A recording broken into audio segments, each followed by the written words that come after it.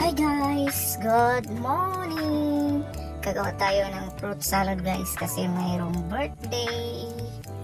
Ito yung mga ginamit namin mga prutas. Watermelon.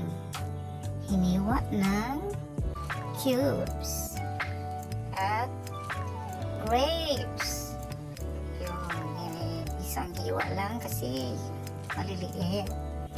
At mangga Cebu. Yan, matamis, yummy. At ano pa bang prutas meron dito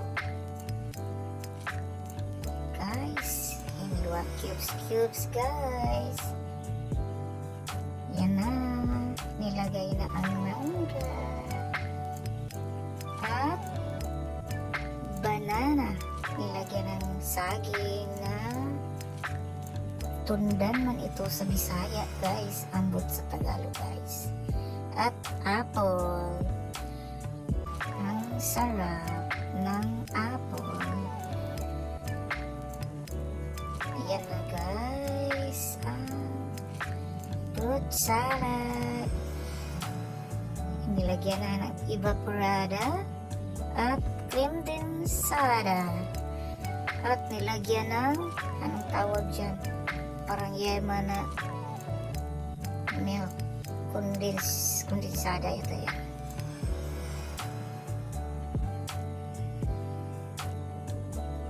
Mix. Oops, may nakalimutan ang cheese. Yan ang cheese para alat-alat ng konti. Lagay natin ang cheese. Tapos, mix ulit. Then, ripak.